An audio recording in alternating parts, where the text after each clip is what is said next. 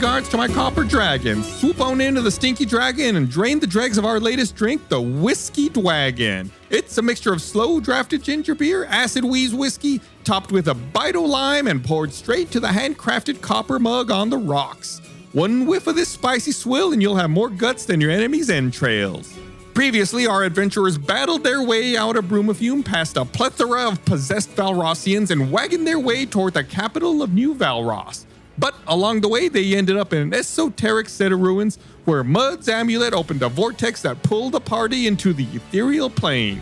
Claw yourself a cold one, let's unfold this ethereal epic.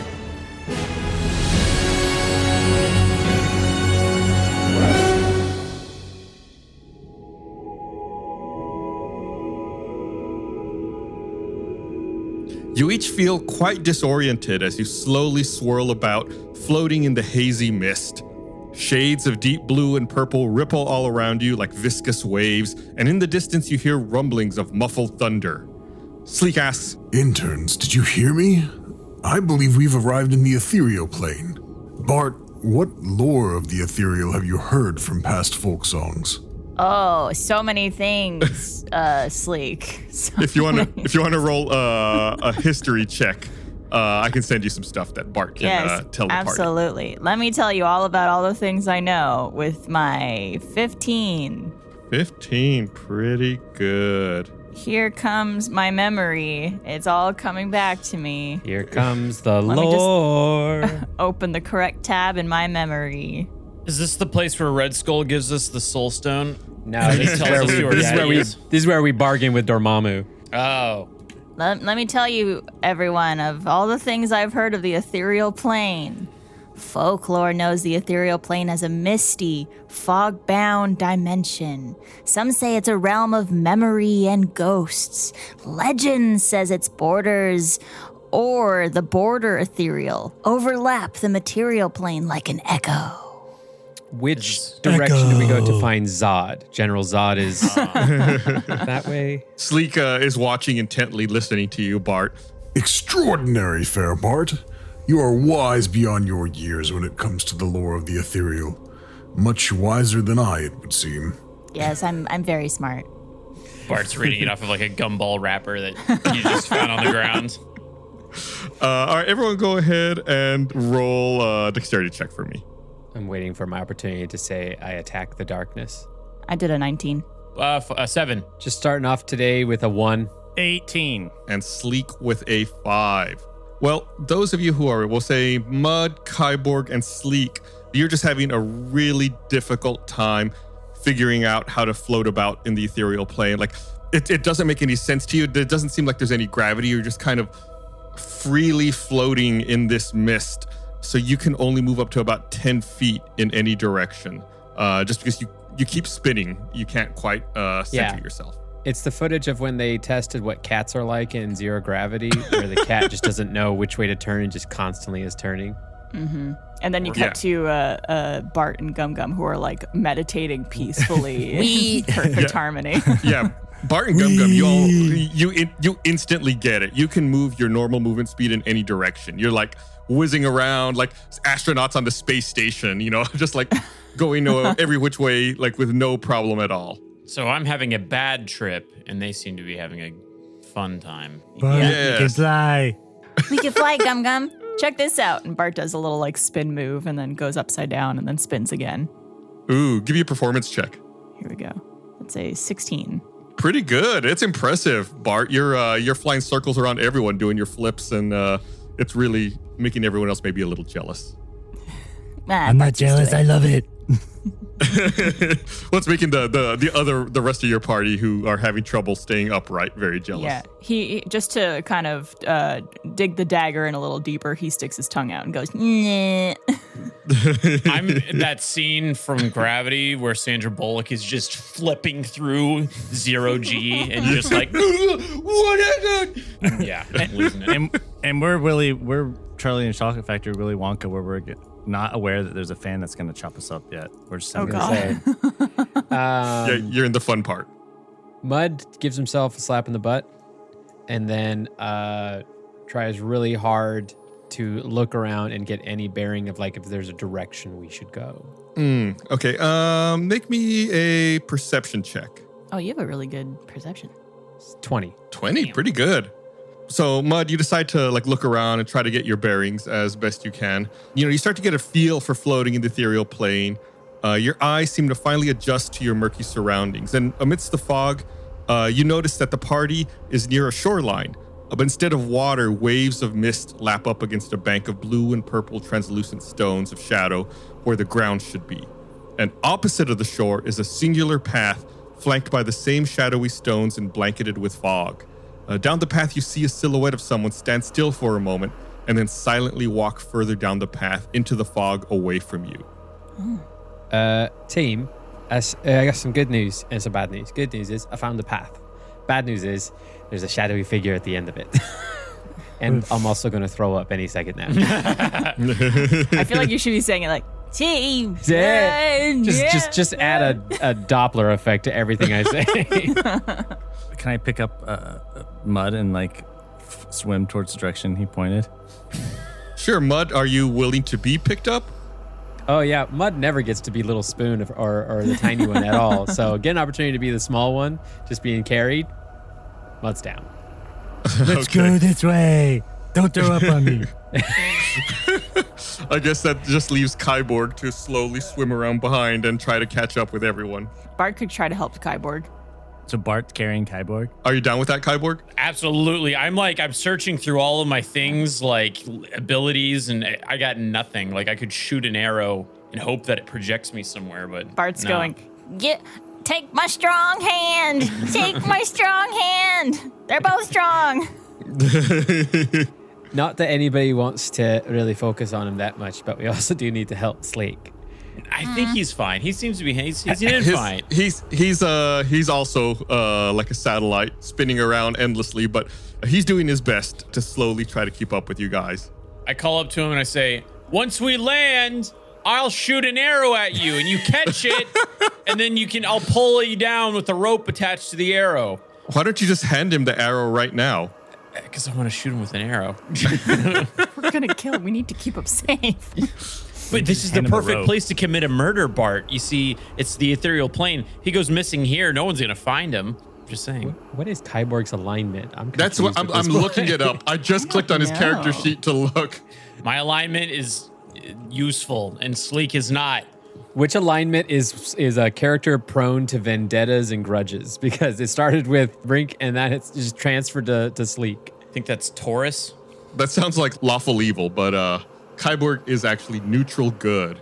Oh, so he should not be doing that. Can I make changes to that? Is that a change? Over time, sometimes alignments do change. He lied on his resume. Actions. That's what it is. Yeah. Micah says you're awful evil. That's a pretty good one. I'll take it. All right, Gum Gum, did I hear you right? You were picking up Mud and then going in the direction of where he saw the shadowy figure? Yeah. All right, Bart, are you taking Kyborg along with you in that same direction? Yes. Mud, kick your feet and be propeller. And do we go extra fast? No. Can we basically do that Mario Party game where one of us is the wings and the other person is the steerer? Oh, yeah. So one person's going up and down and the other person's steering where we're going. I guess those of you who rolled well would be the wings and the dead weight would be the steerers. Yeah. I like this, calling them dead weight. That's fun. I could turn into an owl if that helps. Why did you do that from the beginning? I can't fly when I'm an owl. Well, I'm sorry, what? So how would being an owl help? I'm just saying I could flap my wings, and we're in zero gravity, so I don't think flying needs to be an ability you have at this point. I would just have appendages that are more prone to propulsion in a zero gravity space. Okay. Does Mud have dark vision? It's a good question. I don't think I do, but I can turn into animals that do. Okay, cool. All right, so that not a worthless thing after all, then I guess. No. Excuse me. We've done a lot of things with my animal abilities that have really aided us in tricky moments. Yeah, but I just found out that you couldn't fly as a bird, so that's Just not yet. I think I can swim at this point. He's working on it. Well, I know Blaine has dark vision, right? Since he's an elf. Does that help at all in this space? And it's foggy and misty. It's not necessarily, difficult to see because it's dark. It's just because it's hazy. And, like dark vision, low light vision stuff doesn't help with that. Can I preemptively cast Mask of the Wild where I can hide only when lightly obscured? Like mist and rain and all that stuff helps me with stealth. Because I feel like if there's a guy roaming around, I feel like, I don't know. Well, let's say yes. You're readying Mask of the Wild and you're trying your best to hide, even though you're being carried. Oh, okay. I'm hiding behind Bart's shoulder. I'm like, ooh. Yeah, you can't see me. You're not a lot of you is hiding. All right, you'll start making your way down the path, and you notice the hazy trail widens, and the murky landscape around you begins to shift a bit. Bart, so the landscape begins to shift, and you see what you think is a ghastly wooden ship and a misty shadow of a pirate captain at the helm. Papa? She appears to be an aquatic fish-like humanoid wearing a feathery captain's hat and an overcoat made of fish scales. Bart, you instantly recognize this as Captain Marge, your former ship's captain. Wait a minute. Bart? Marge? Marge. Arr, all sailors on deck. Make haste, you bilge rats, for the beautiful and talented Bart doesn't have all day to tantalize your ears. My apologies, fair bard. All crew members are now accounted for and await your next mellifluous melody. Play away, sailor boy. Play away. Gum Gum, you hear something different coming from the haze. The landscape seems to turn into like a wispy field of crops with a farmhouse, and a smoky shadow of an elderly wizard appears. Gum Gum, oh, there you are, dear boy. Listen, I've been thinking about it, and I believe it's finally time you became the wizard you were always meant to be. Come, let's have a nice long hug, and then I'll teach you all I know of the arcane. I trust you have your wand with you? Dad? Yeah. Kyborg, for you, the landscape turns into a wintry forest with barren trees, and a blurry shadow of an automaton appears. The automaton has 4 humanoid arms, each from a different race, and glowing red eyes. You instantly recognize the automaton as Quadrin, your arch enemy that killed your family and took your arm. Quadrin!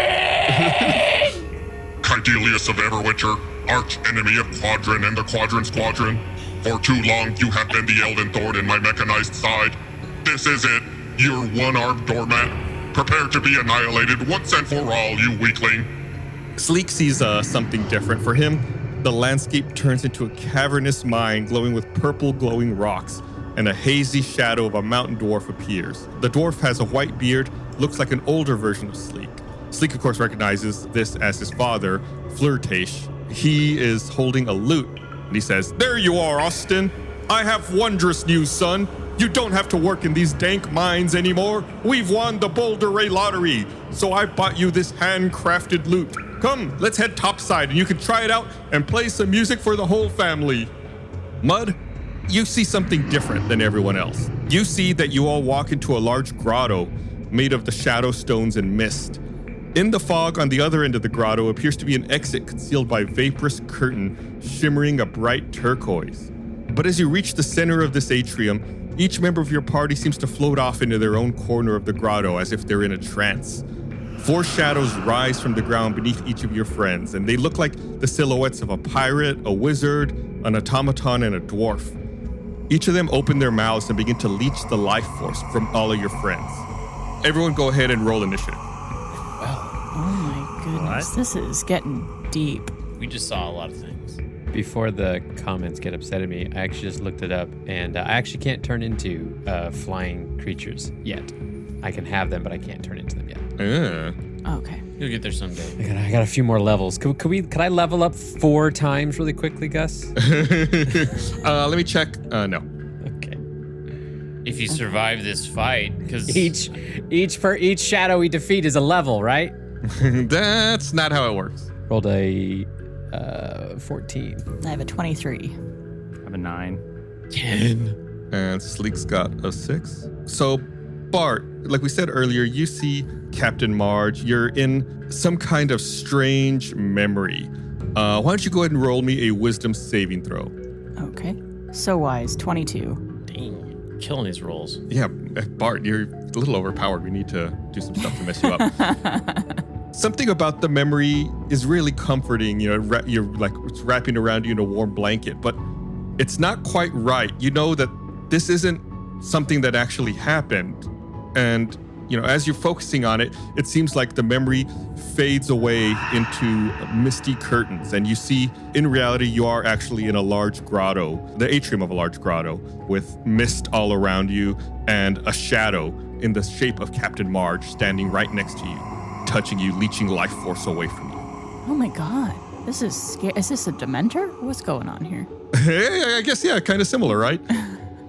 Could I try to like focus on what that like figure actually is or who it is? Yeah, I mean, go ahead and make a perception check. Why not? Perception check. 14. You can't quite get like a solid fix on it. It seems almost like it's shifting and amorphous. It's just like a dark, shadowy figure. No like firm boundaries to it. Okay. Could I put my longsword in my hand and start whipping it around and go, I'm going to go like this, and if you happen to get in my way, it's your own fault. Yeah, absolutely. A brilliant strategist. Look at him go. All right, is that your turn? Yeah. Okay. So Bart's windmilling with his longsword in his hand and a shadowy figure nearby. Mud, what do you want to do? You see everything unfold. You see that Bart has come to and snapped out of his trance and he has an interesting attack that he's undertaking. Can you give me a dimensional like readout of like how far each of my friends are from me and how far they are from each other? Yeah, absolutely. Like I said, they all wandered off into different corners of this grotto. They're all fairly far from each other. Like between Bart and Gum Gum, we're looking at maybe 50 feet. Between Bart and Kyborg, we're looking longer than that, maybe 70 feet or so. And then between Bart and Sleek, that's the furthest. That's gonna be like 80 or 90 feet. Okay, so they're pretty separated. Spread. Yeah. And when Mud looks at like one of these shadowy figures and them interacting with one of the other people, is it just like mouth agape sucking at them? Are they saying magical words? Is there like mystical, you know, that some of that fog around them? There doesn't seem to be any like magical words or anything. They just kind of like mouth open, sucking the life force away from your party members. Okay, Bart seems to be at least snapping out of this for the moment. Yeah. Mud's gonna start advancing towards Kyborg's direction, but I can only go 10 feet, I think. Correct. You cannot go very far at all. From where you are, it'll take you a couple of rounds to get there. Right. Kyborg, you could dash. Yeah, you could I don't want dash to for dash. 20 I don't want to feet. dash. Okay. Because I don't want to use my action. So we're in an atrium, and then also at the end of the grotto is a curtainy opening that's like got misty fog around it. Yeah. Correct. It's like that misty fog is almost kind of obscuring it. You know what? I'm gonna do some smartness here. Watch out for the smartness. I want to just look around to see if there's anything else in this room of interest or help or just anything. Like I'm just gonna take you in the room. So can I do that really quick? Because that doesn't take up any action time. There's a man lightly concealed behind a curtain, moving. That's all what these I'm like. Is there something that with a 15 I can see? Okay, yeah, that is a perception check that was rolled. It's a 15 on that. I'm gonna say you see, there are different like alcoves and stalagmites and stalactites hanging around the cave. In fact, some of these corners are slightly obscured by stalagmites and some rocky growths that are obscuring some of the corners that make direct line of travel and direct line of sight difficult to some of the more obscure corners. Okay. Then what I would like to do, if I turned into an animal with better speed, would that help my ability to move? You'd roll another dexterity check and we'll see if maybe you can move around a little better with that. Okay. Cheetah. Mud's gonna split his help, and first, instead of moving towards Kyborg, Mud's going to cast Summon Beast, and he's going to summon a flying beast. I don't know what an ethereal plane flying beast is, but that's what it's going to look like. It's going to look awesome is what it's going to look like. Hell yeah. The beast is in in conjunction with like the environment I'm in. A dragon. It's a twag. Spelled D-W-A-G-O. Yeah. Very particular monster. And it's gonna, I'll do dragon turn after my turn because that's how it works out. Not dragon. It's not dragon. You said dragon, and now I'm saying dragon. It's just a flying ethereal thing. Dragon. That's dragon. Mud's gonna then turn into. What should Mud turn into?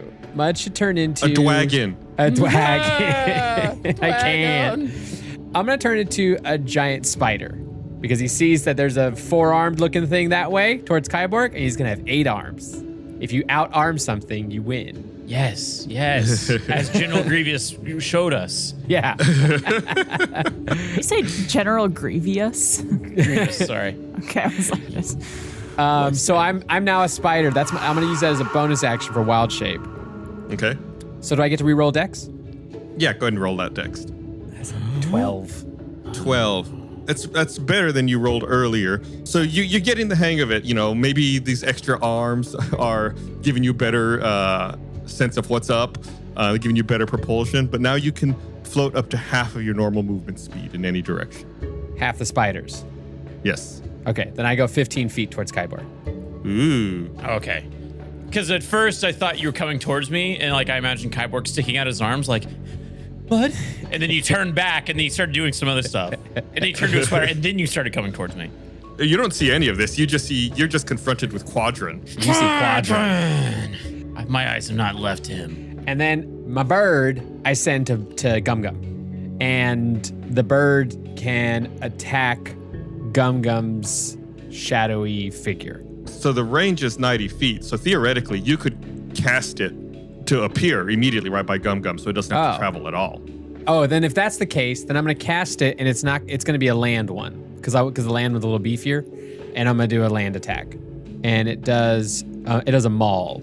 Okay. It gets advantage on attack rolls against creatures if at least one of the beast's allies is within 5 feet of the creature. Yeah, but right now I'm going to say that doesn't apply because Gum Gum isn't actively engaging in combat. Like he's kind of incapacitated in a trance. You're doing that on purpose.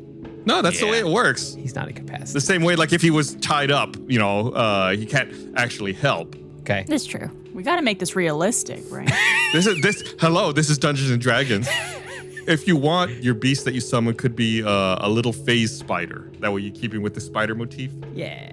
And it mauls the shadowy figure, or tries to. Yeah, it's gonna do its best. All right, go ahead and make your attack roll. So 14.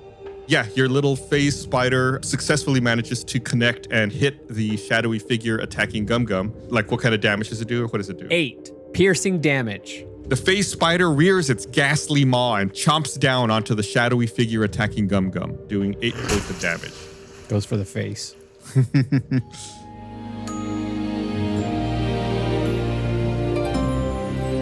As always, don't forget to give us a follow on social media on Twitter and Instagram at Stinky Dragon Pod. We're looking for, or is open to suggestions for fantasy or D&D tavern drinks for our Stinky Dragon intros. Maybe a magic item you'd like to see incorporated into the story.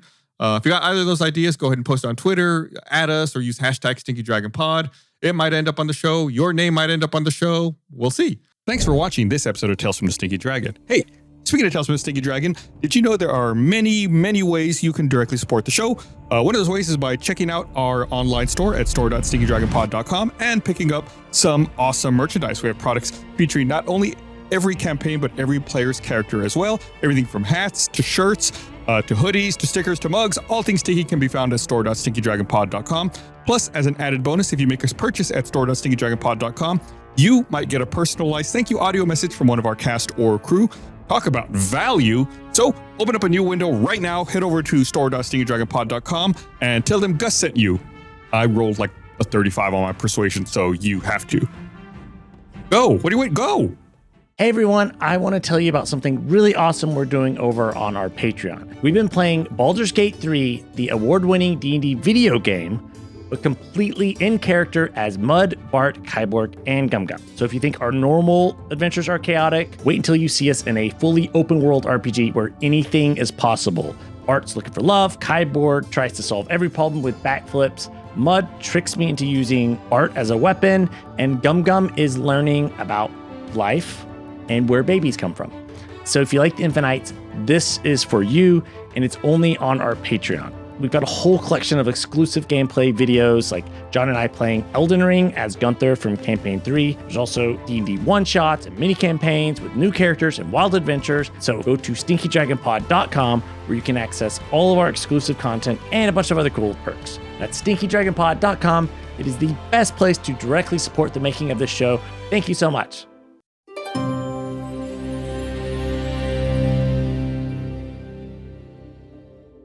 Gum. Suddenly, the vision in front of you disappears and turns back into fog. You see the room for what it really is. You see that you're in a large grotto filled with mist, and a phase spider is biting a shadow that's standing right next to you. Whoa. That's it for Mud. Kyborg, go ahead and roll me a wisdom saving throw. Quadrant. All right, saving throw. 7. Lucky number 7. Here we go.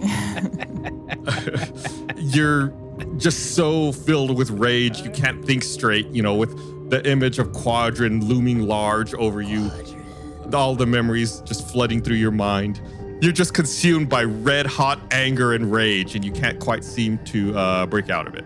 Does Quadrant have the arms of other people that it has defeated on it? That's what it looks like to Kyborg, as 4 different humanoid arms attached to it. So he sounds like a golem that's taken apart other humans. So Interesting. I kind of want to be like, we're not too different, you and I. Wait, no, that's something he would be saying to me, because he's the bad guy.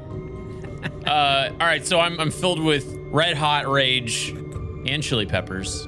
Am I able to attack? Am I able to break through? I mean, I imagine. I guess your instinct would be you want to attack Quadrant. Oh yeah, I've been waiting a long time for this Quadrant. Longbow Triumph. I take my shot. It's an 11. Ah.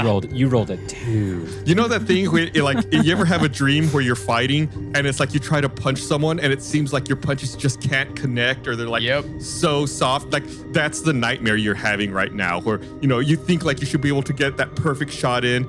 You pull back the drawstring on your bow and you release it, and the arrow just kind of like falls slowly down to your feet. Oh, God. As you look down, as the arrow's falling, you realize you're not wearing any pants. Quadrant! All right, Gum. You've snapped back to reality. You see what's going on. Gum, Mud just killed your dad. What are you going to do about gravity. it? Could you? What did Gum see exactly? Like, what was? He was talking to his dad. He saw a spider eat his father.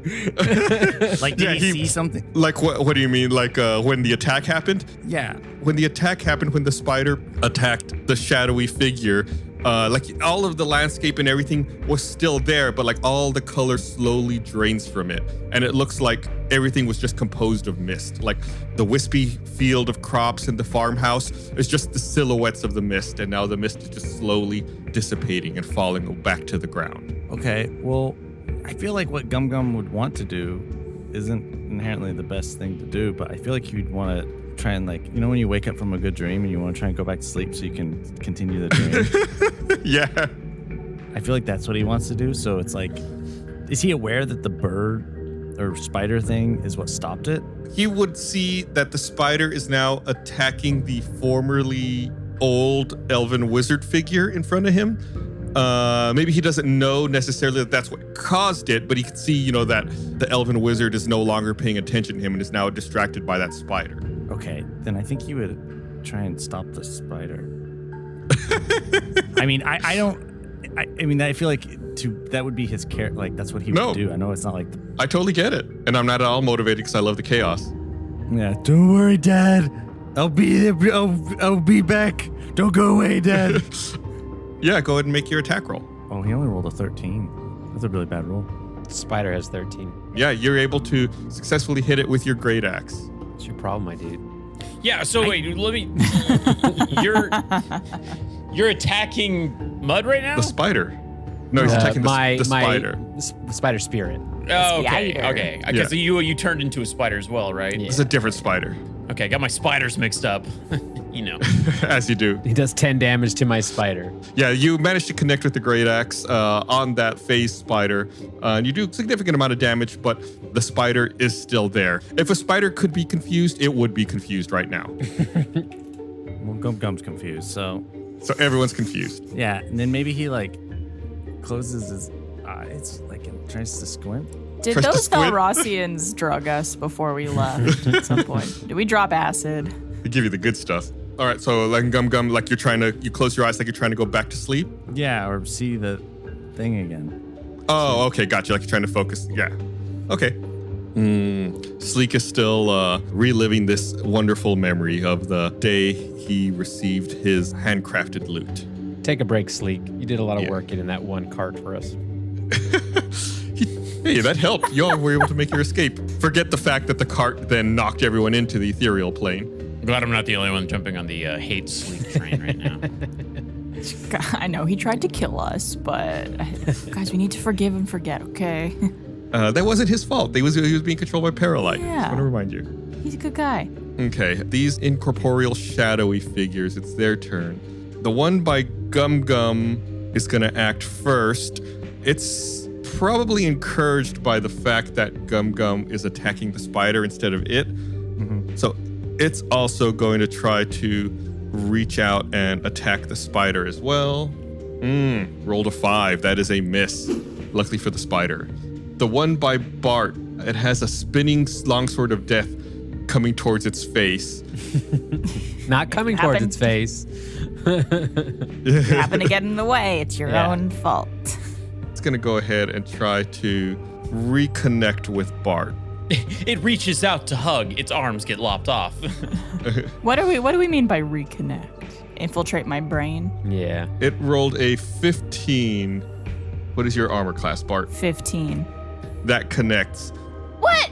Wait a minute. I thought if it's equal, it doesn't. No, if it's equal, it does. It just worked with Gum. That's what happened with the spider. Oh, because I feel like I've attacked things before and had equal armor class. Yeah, that's the target number you're trying to hit. Oh, it's weird. I actually misread it. My armor class is a 16. Just kidding. All right, so it reaches out and touches you again, and seems to it's drawing life force away from you, and it does 5 points of damage. I did not give it consent. So No, you definitely did not. You're not happy about this. Also, yeah, you feel somewhat weaker as well. Like I said, like life is literally being drained out of you, so you lose 1 point of strength as well. The one by Kyborg. Kyborg is still reliving his dream/nightmare. I hope he studied for his final, because that's coming up after this. Quadrin reaches out to attack and connects. Oh, Lord. Quadrin raises 4 arms into the air and brings them down, slamming them into Kyborg, doing 11 points of damage. So I'm guessing that Mass of the Wild wasn't really taken in. No. Not right now. And when the fists all come down and hit you, you feel like crushed under the weight of them, and you feel weaker, like you've lost 2 points of strength. What? Oh, come on. In Sleek's memory, he also is taking a little bit of damage and is weaker as well. He's like remembering his first recital in his mind. The strings on his lute keep breaking, and he's having to like fix them and retune the lute on stage. And everyone's laughing at him, and his pants are missing too. Bart, it's your turn. Okay. Bart, guard your pants. They keep going for the pants. I know why.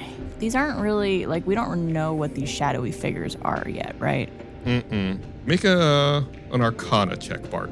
Okay. Oof, that's a 7. Not very much. Yeah, you're not sure. You've never encountered anything like this in your past travels. Okay. I'm gonna still try to strike with my longsword. Since I'm a little closer now, I think. Yeah. 18. Ooh, yeah, you're so enraged at this figure. It's unusual to see Bart wielding a longsword, but he slices it like he has no problem at all with it, and connects. Doing 4 points of damage. A mighty connect from Bart.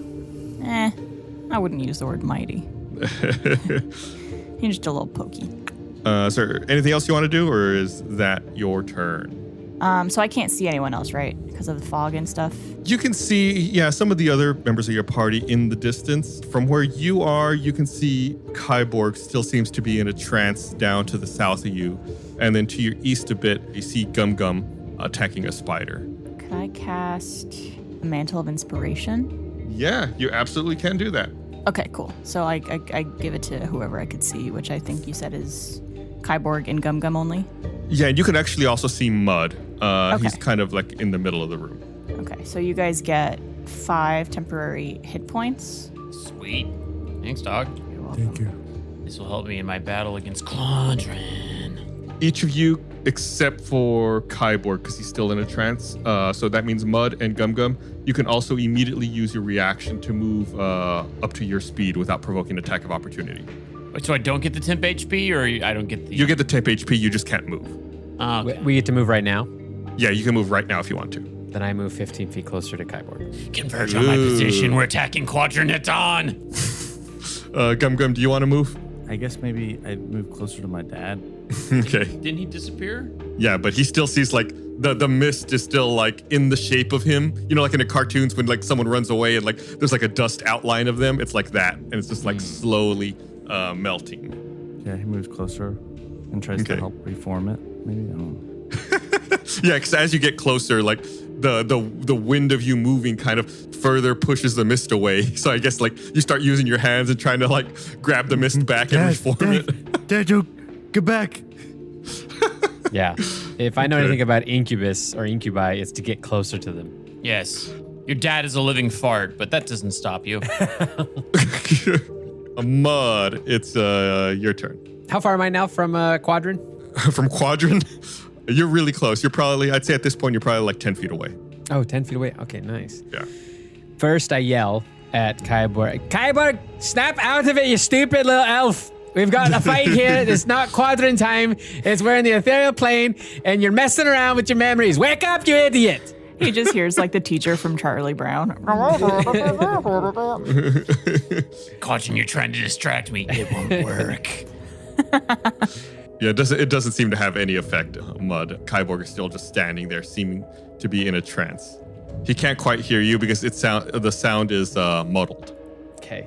Because of the cool battle music that's happening right now. That's the center. Yeah. I just want to point out muddled. Muddled. Yeah. But Because Micah said it sounded muddy. I was like, all right. What do you want, an inspiration die? I'm not giving myself an inspiration die for that one. Okay. Mud skitters closer to Quadrin, and since I have enough range, I'm gonna try to get literally just kind of wrap around Quadrin with all my 8 legs in front of it, and I'm gonna do a bite. You can do like a Scooby-Doo demasking? Yeah. Foggy 4-man dude has now got a spider wrapped around him. Am I able to see this in my vision? No, to you, you don't see Mud doing this. 16. You're able to successfully chomp down on this shadowy figure. Go ahead and roll some damage. I will do that. 6. Ooh. Piercing damage. Oh, also, you got to make a DC 11 Constitution saving throw for poison. Poison. Unfortunately for you, the shadowy figure is immune to poison. That mud is poison. I thought you were going to sing, that mud is on fire. All right. That's an inspiration die for Kyborg. Yay! Yeah! Kyborg, you see like the color and the shape of Quadrin start disappearing. Now you see that Mud is wrapped around this shadowy figure of Quadrin, biting down on him. Your arms! Protect your arms, Mud! I have so many to lose. So I'm recognizing that this is just a bad vision at this point, yeah? Yeah. Mud, do you have anything else you want to do on your turn here? No, but I do have a spider friend that gets to have a turn. Ooh, yeah, your spider friend that just got stepped on by Gum Gum. Stupid. No, he axed it, didn't he? Oh, that's right, he axed it. Yeah, that's right. Spidey's gonna try to shrug off the axe of a half-orc and go for another bite on the shadowy wizard dad. All right, go ahead and roll that. Oh, that's gonna be like a 24. Sorry. Yeah, that's definitely a connect. He bites the shadowy figure. 2 plus 4 plus I forgot to do this last round. It's also plus my spell level. So it would be 2 plus 4 plus 2 plus can I make up that other 2 that I didn't know I needed to add? Yeah. So that's 10. 10. Oh, that's a good chomp from your spider. What's your spider's friend's name? Cornelius. Cornelius the spider. I'm going to write that down just so I remember. I got to write that down too so I can remember it every time I do it. The spider. Cornelius the spider remembers it didn't quite do the right amount of damage last turn, so it gets a little extra damage this time, chomping down on the shadowy figure in front of Gum Gum for 10 points of damage. Kyborg, it's your turn, and you see where you really are now, this shadowy cave filled with mist, and the shadowy figure that was once Quadrant standing in front of you. Okay, but mud is all wrapped up around him, right? Correct. Okay. What other shadowy figures am I able to see? Let's see, where are you? Kyborg, right there. From where you are are. you? I thought it too. I What is can't that? not say it. That was me. I don't know what that is. Blink. Is it Blink? It's Blink-182. Yeah. Where are you? And I'm still sorry. Blink 182, Gus? From where you are, Kyborg, you can see Sleek still in a trance to your east. And then to the north, you can see Bart engaged in combat with another shadow. How far away is Bart? Bart is quite a ways away, about 90 to 100 feet. Okay, I can make that shot. Actually, can I call out, Mud, What? you got this, or do you need my help? I mean, I prefer you not to shoot an arrow at the guy that I'm wrapped around. So Sure. Yeah, help our little halfling, please. That makes sense. Okay, I take aim at the shadow figure that's bothering Bart. Thank you, Kyborg. And I shoot bother. my longbow of triumph. Get that, Captain Marge. 14. 14, that does connect. Oh, thank God. See, now that you're not in a nightmare/dream, your longbow seems to be working properly the way you remember. But my pants are wet. Rolled an 11 on damage. Did you pee yourself? I don't know. It's Kyborg. It was Quadrant. I know, you just Mysterious. said it was Kyborg. It was weird. No. Quadrant peed my pants. Quadrant peed my pants for me. Damn him. Yeah, Bart, from somewhere to the south part of the cave, an arrow comes flying out of the mist and connects with the shadowy figure in front of you. It screams an otherworldly scream as the arrow sinks into it. Did it turn? Did it change? No, it's still a shadowy figure. Arcane shot. We're gonna burst that arrow. Let's go. Nice. 2d6 and wah 6.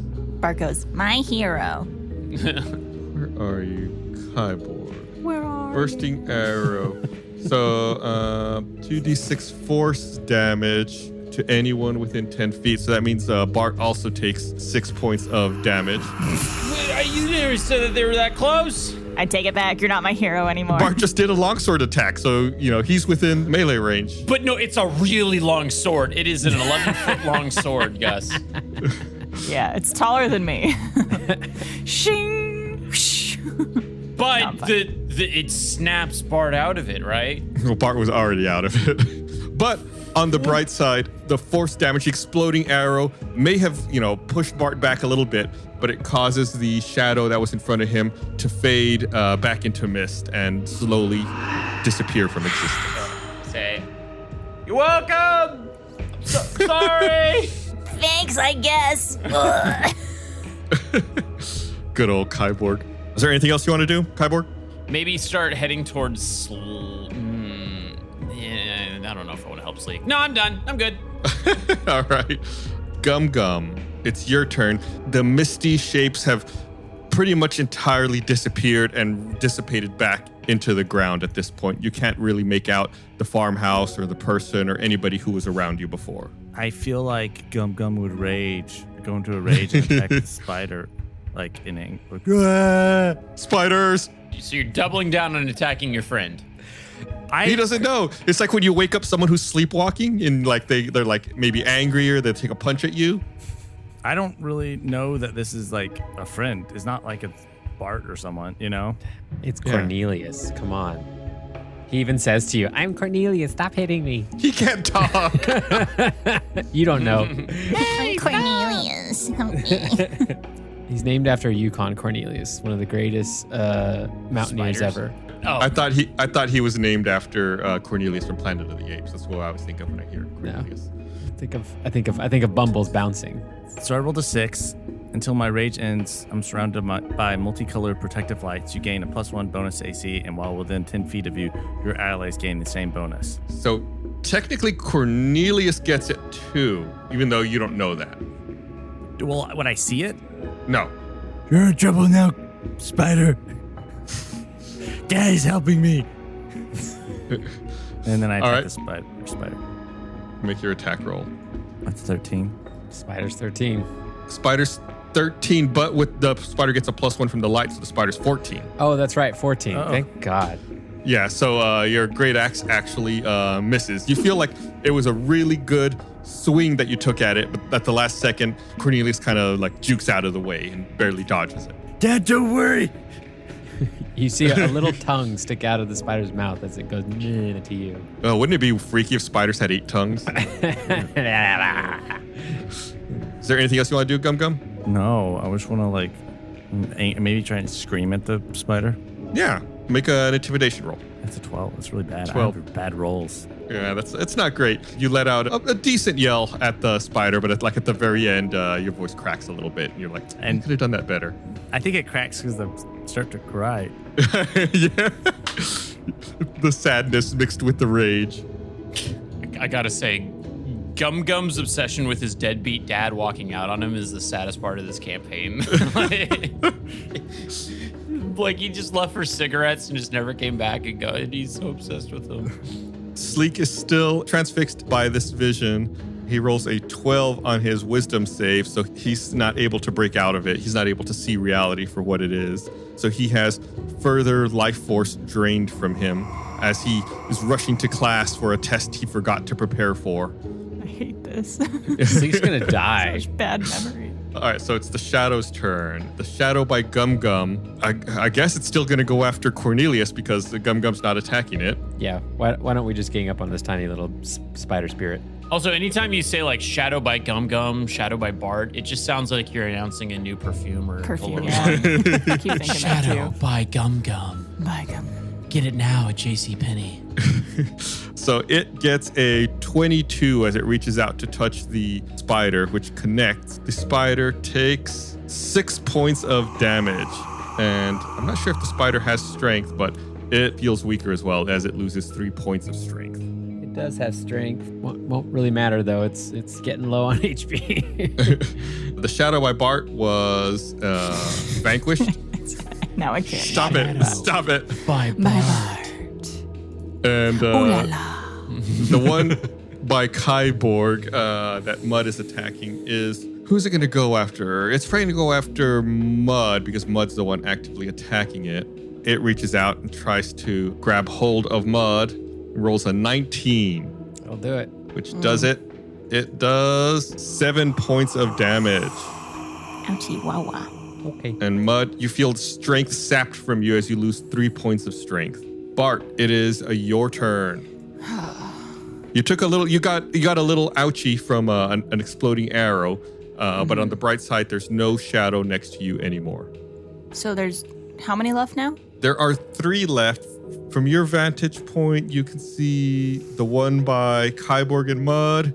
You can see the one by Sleek, and you can kind of see the one by Gum Gum, but it's like partially obscured by a big rock formation. Is the one by Kyborg and Mud? How close is it to them? It's really close. Mud's wrapped up in melee combat with it, and they're standing right next to Kyborg. Are there any that Don't aren't do close to any of daggers. my friends? Yeah, don't do daggers. No, they're all really engaged and like in close combat with them. Okay. But apparently close combat doesn't matter to Kyborg. Just throwing that out there, remember. Does Bart have anything that's precise? I mean, kind of, but I don't know if they would affect these beings because I don't really know what they are. Could I try again to figure out what they are? Sure, play why a not? song. Play a Yeah, song. make an Arcana check. You're a piano man. 14? You feel like you've heard of monsters like this. They're like living shadows that exist in the darkness and feed off of the life force of living creatures. So they can't really be charmed, I'm guessing. So it's undead, and undead in general are resistant to charm. Uncharmable. But you do know that since it's undead, that they are vulnerable to radiant damage.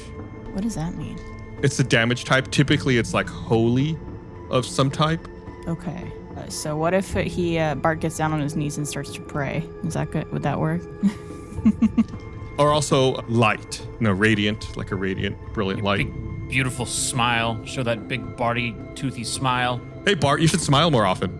Oh, God. Oh, no. What have I done? I become the very thing I hate. Could I cast a minor illusion of a very bright light then? Yeah, sure. Find out. Yes, and. Yes, and. Thank you, DM. Illusions are just made of light. Right. Yeah, it's just bendy light. Yeah. This one's just very bright. It's like the danger room in X-Men. Yeah. Bart goes, put on your sunglasses, fellas. Wait, that was Bart? Yeah, but he says it really quietly so no one could hear him. It just sounded more like a Gambo. Gambo than Bart. No, this is Bart's alter ego, right? Homer? God. I don't remember what we named it. Where'd you come up with these names so quickly? Yeah. I know, How it's far so- do we it's take crazy. this until we get sued? Yeah. It was your alter ego, El Barto. El Barto. Oh, that would have been way better than Homer.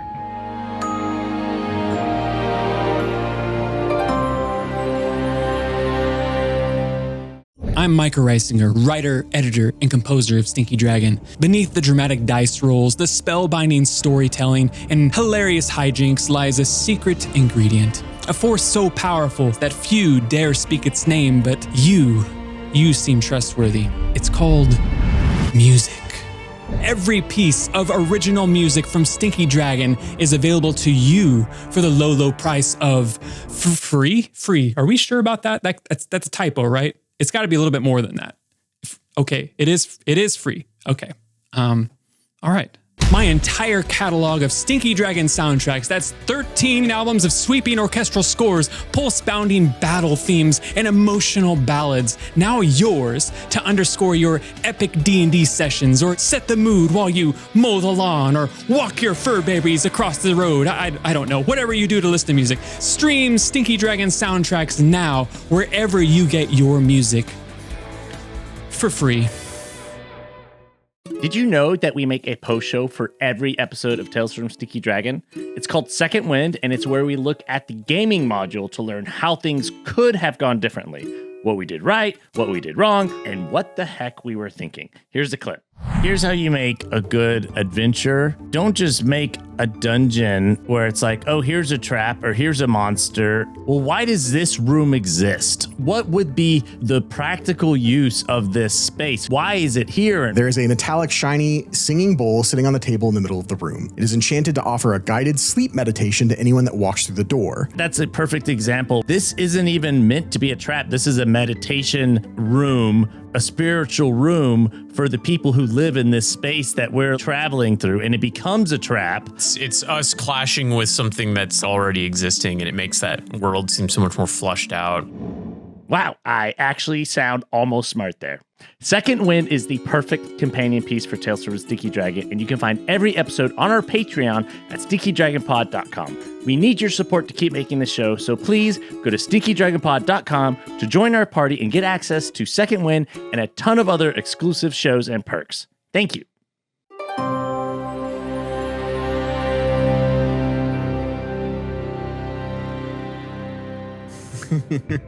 You make a minor illusion appear to be brilliant light in the cave, and the shadows seem to like recoil and hiss from this minor illusion that you've created.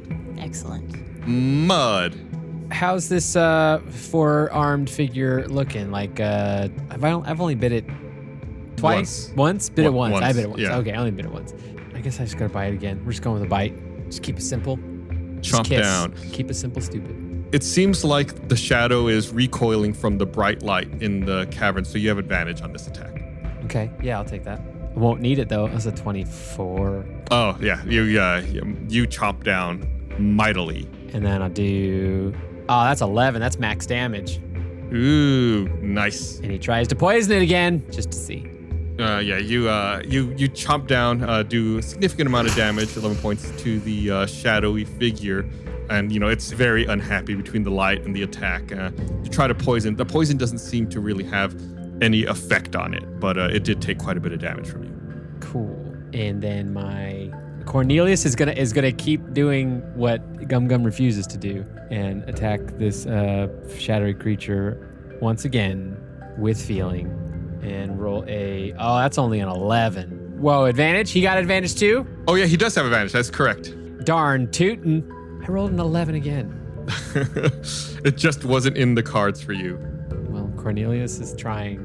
Let everybody know that Cornelius is trying. You doing your best, Cornelius? Cornelius is doing it. He's doing his best. Kyborg, it's your turn. Okay, so Bart's Shadows by Bart is dead, and the one that Mud was hugging is Spider. Where's that one at? Hey, could you stab this thing? Do you have a sword? I know you love that bow. Man, I'm telling you, really quick. How far away is Gum Gum?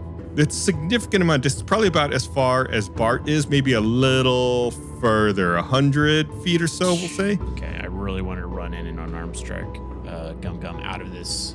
But all right, I'll turn and I want to pull out my longsword. My that he just saw for the first time ever. Hey, did anyone know Kyborg has a sword? I feel on my back, when you feel a spider back there, and you're like, what the hell is it? I pull out this sword. I'm like, what? How long's that been there? Why did you guys tell me I had a long sword? and then I go in to attack the shadow figure that Spider Mud is hugging. All right. That's a 26.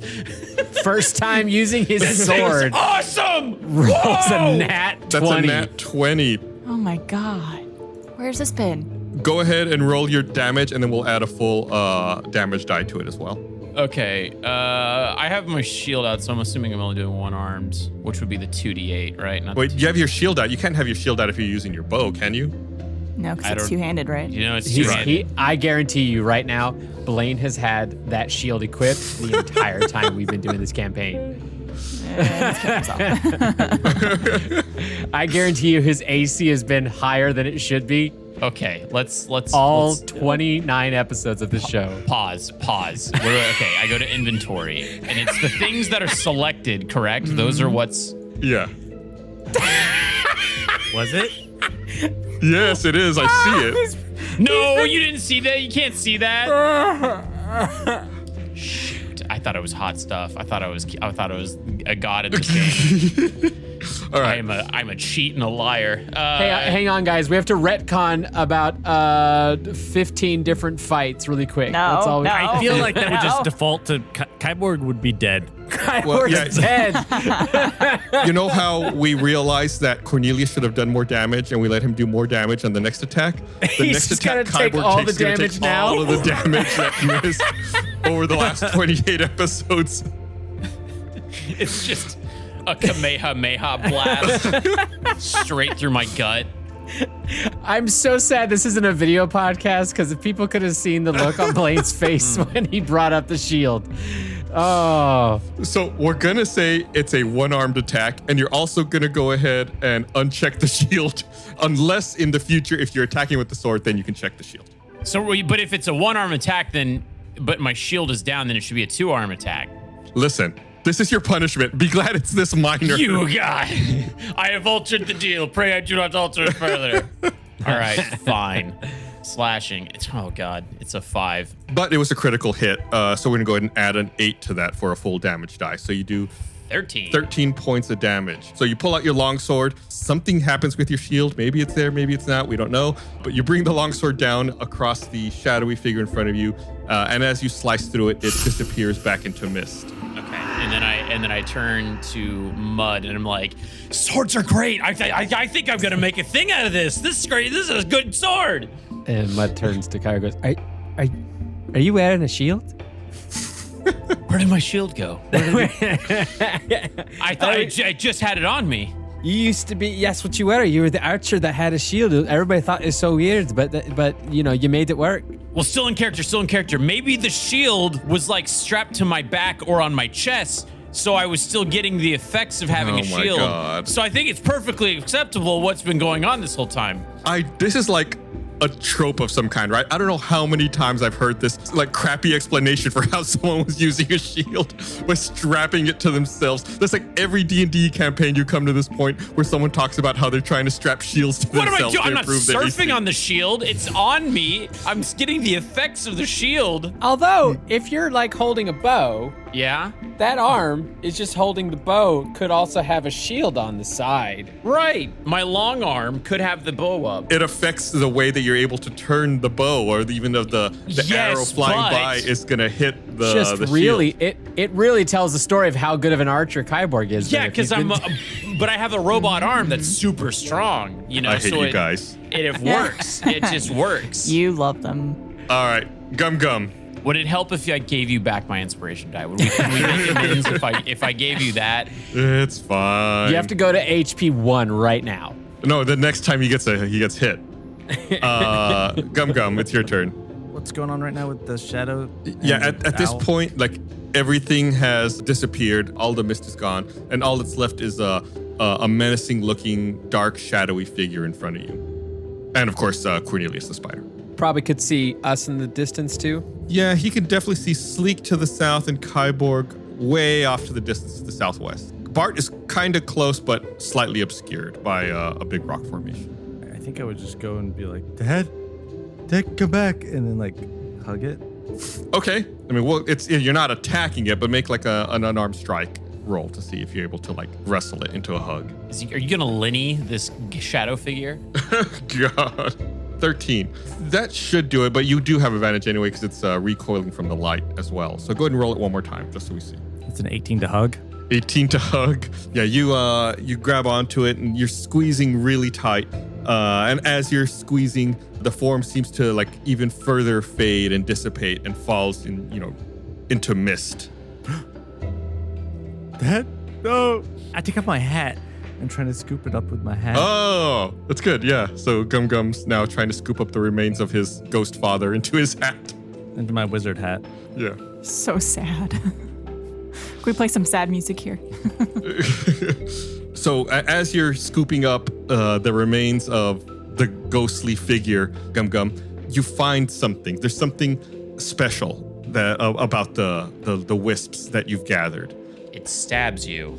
You feel like there's a magic core, a magic essence that you've gathered up. You're not quite sure what it is, but you feel like you should hold on to it, like it's something that can help you. Dad. Metagame talking. It's like there's like a very minor magic item, kind of like the amulet that you froze the water with before. It was an ice shard, not an amulet. It's called the Wisp of Shadow. It'll let you cast Vampiric Touch one time, but it'll be destroyed if it's exposed to sunlight. Do I realize that? Gum might just know that there's like something magic about this wisp that he's gathered up. Now, Gum, if you can't put it in sunlight, so you have to stick it up your butt. I'm sorry, those are the rules. Well, now he can just never take his hat off. Gum grew a tumor 3 weeks later. Sleek just cannot make this saving throw. He is reliving each one of his worst nightmares in succession, one after another. The girl he had a crush on in middle school is laughing at him now. God, Sleek is just the worst. Everything about him. His voice actor, all of it. Yeah. Bart, it's back up at the top of the turn. It's your turn. I think we could just leave. From where you are, Bart, you are the furthest away from Sleek. In fact, from where you are, you have a very difficult time seeing him because he's so far and obstructed by rocky growth. Am I close enough to cast a spell? I don't know if Dissonant Whispers will work on it, but I think it should. Ooh, you're like right at the edge. We'll say, yeah, you're barely within range. I cut my hands to make the whispers go farther. Yeah, we'll say, yeah, you're able to, it would affect it.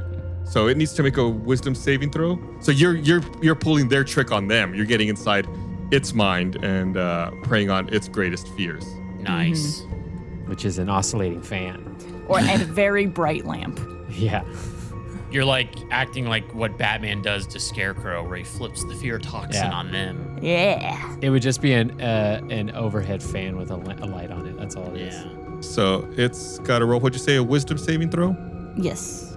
That's a 9. What save does it have to make?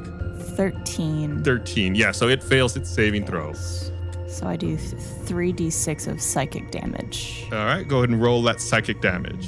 We got a 11. Ooh, 11. Your dissonant whispers echo throughout the cavern and reconvene and focus on the shadow. You know, it's still a little dazed, a little disoriented from the light.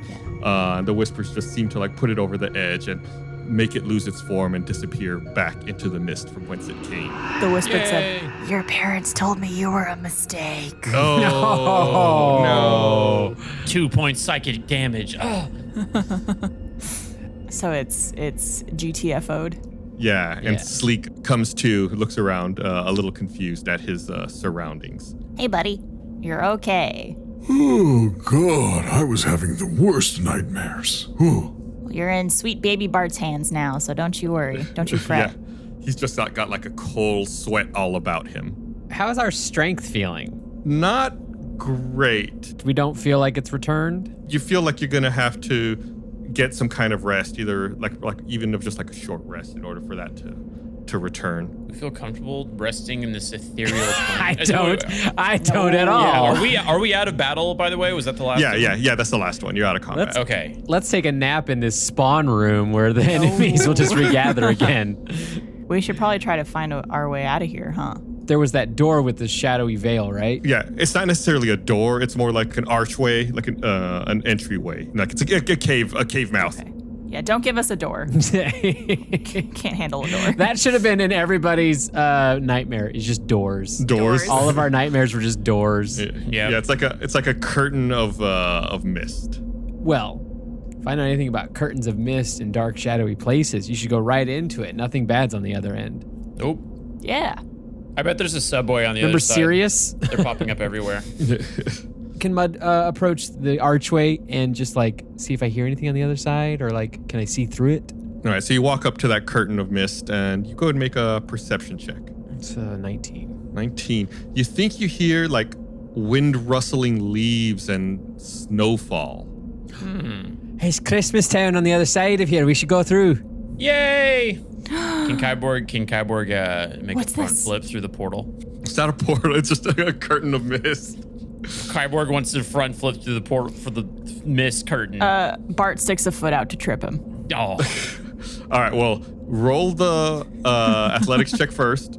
Okay. It's 16. Not your best roll. Bart, go ahead and make a dexterity check to see if you're able to get your foot out there fast enough.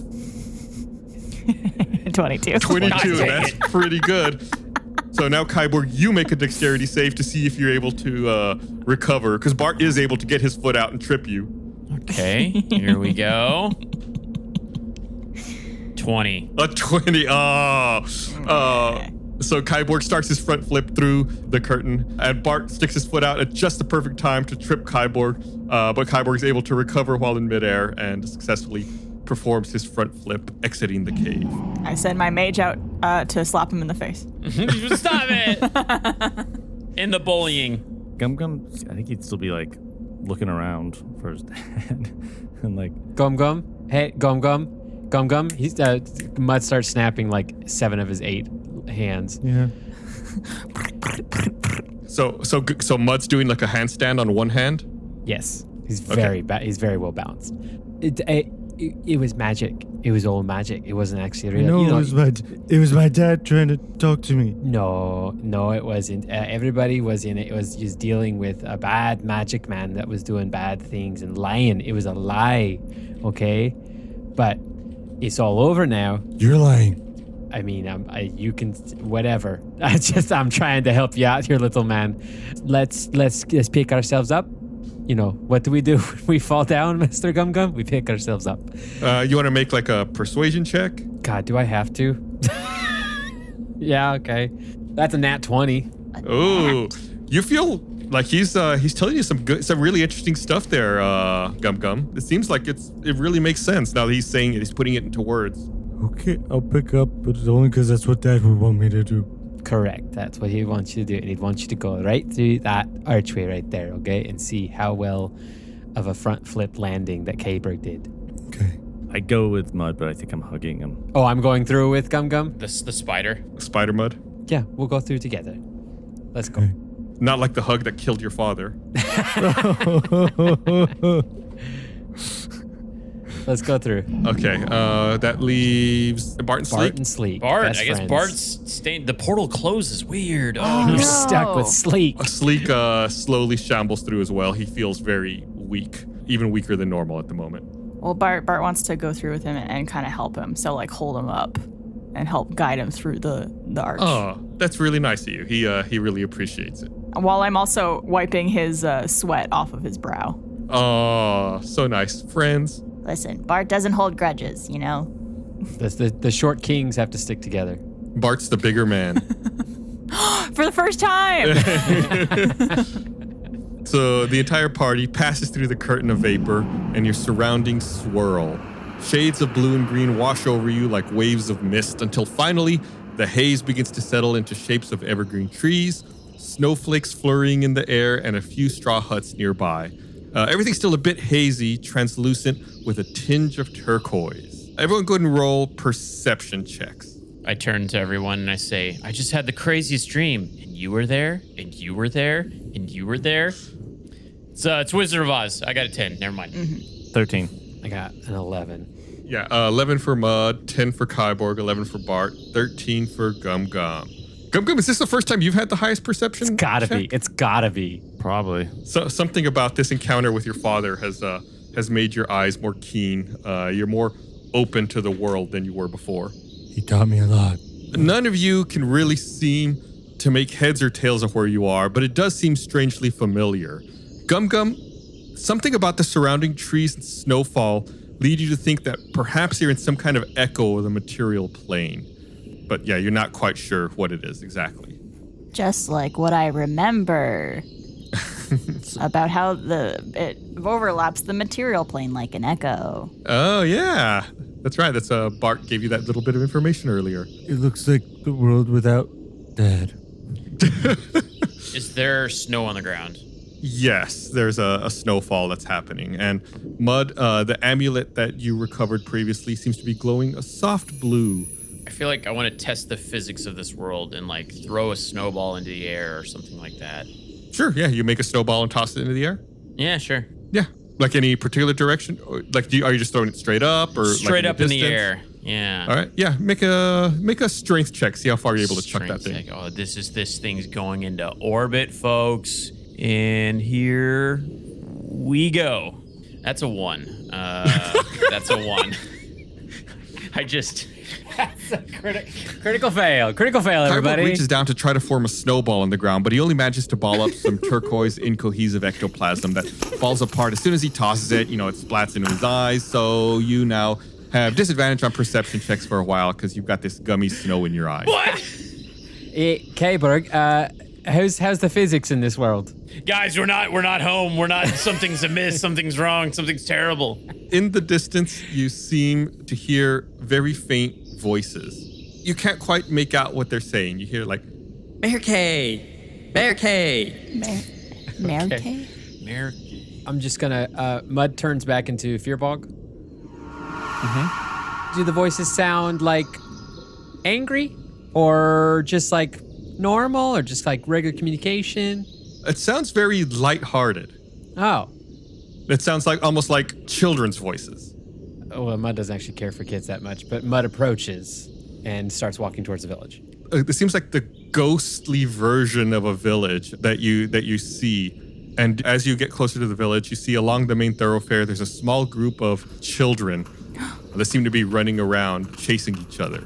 I mean, they're humanoid, but they seem almost like bear folk, not like any kind of race that you've seen in the past. Then they take notice of you as you all walk up, and they stop running around, and they're just staring at you. Oh. Were they the ones going, Murky, Murky? You think that, yeah, most likely they were the ones who were yelling that. Guys, quiet on set. We're on a Bernstein Bears shoot. We got to get out of here. One of the children steps forward and addresses you all and says, Have I wish there too? Oh, that's not gonna work out. What languages do people understand? Mine is Common, Goblin, and Halfling. Common, Draconic, and Elvish. So I don't think any of us speak this language, or else I think it would have come through. One of them points at Mud, and all of them look at you, and the one pointing at Mud says, Have Nick Feku Verdnar Grippin. I couldn't agree more. I'm gonna take a flying leap of logic here and wonder if they're very interested in my amulet. He touches the amulet and kind of like pats it like, you talking about this? the child puts its arm down and like just kind of stares at you, and all the children are now staring at you. All right. From some of the huts, adults start coming out. It's like tribal bear folk warriors, almost like polar bear humanoids. They emerge from their huts. They're carrying spears, and they seem to run up to their children, almost like they're protecting them. All right, guys. Arcane shot, bursting arrow. On Stop. Stop right now. Lego fra bear vompnin. Oh, we really need to be able to understand what's going on here right now. Is there like any spells we have that would be able to understand? Or is he talking backwards, perhaps? These adults seem like they've circled around the children, like they're protecting them. I kind of... Afverhu ertuharna. All right. I don't know what to do. So, Mud kind of just waves nicely and just says, "Hello, my name is Mud. These are my friends. Where are we?" One of them says, Wraith mundaima fig. Wraith, Wraith, Wraith. Wraith. They all begin chanting, Wraith, Wraith mundaima fig. Wraith, Wraith, Wraith. Kyborg also joins in and starts saying the same things. Just like eyes darting around. Yes, Wraith, Wraith. I feel that's more of a gum move, right? At the far edge of this ghastly village, you see a lanky, hooded figure skulk from a large hut. It slowly floats toward you, and a hush falls over the villagers. I think that's the Wraith. They all fall to their knees and whisper, Wraith, Wraith, Wraith. The cloaked figure stops a few feet short of you. Though you can't see its eyes, you feel like it's staring into your souls. It addresses you. I am the Planar Wraith, protector of the Ishbjorn, and the supreme judge over... And it stops and turns to face Sleek. With the look of bemusement, Sleek says, Do I know you from somewhere? I am the Planar Wraith, the protector of the... No, that's not it. You look like an old friend of mine. You are confused, mere mortal. I am the Planar Wraith. Oh, Leonard? Leonard, is that you under there? I cast Ward of Wind and blow his robe off him. Okay, sure. So Mud conjures up a gale of wind that blows through the village straight toward the hooded figure, and their cloak flaps around until finally their hood falls back, but they throw their hands up instinctively to cover their face. The villagers all seem scared by this. They cower a bit. They looking at each other, saying, Leonard? Leonard. The Planar Wraith yells, Silence! All right. Clearly, we have much to talk about, but not here. Come to my hut. The now hoodless figure leads you to the edge of the village through a curtain of the large hut. He turns to Sleek and says, Really, Austin? You had to go and use my real name? I would have preferred you at least call me by my alias. Did you see this figure is a slender half-orc with pierced ears, cropped black hair, and a boyish face. Sleek says, My apologies, old friend. You took me by surprise is all. Interns, I believe an introduction is in order. This is my friend and fellow Infinite, Spectral the Surreptitious.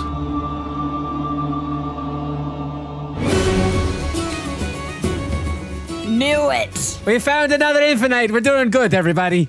3 out of 4 ain't bad. Hi. Also, Sleek's first name is Austin? Stone cold. Is that what I got? Yeah. Okay. Osten. Okay, OST. Like Sleek is his alias. It's Austin Taish is his actual name. All right, well, that's it for this episode of Tales from the Stinky Dragon. I think we had a fun one. my God. Exploring your worst nightmares, confronting them, and eventually, finding your way here to the village. We'll be back again next week with another episode. Thanks for listening, everybody. We left Cornelius in there. Oh, no.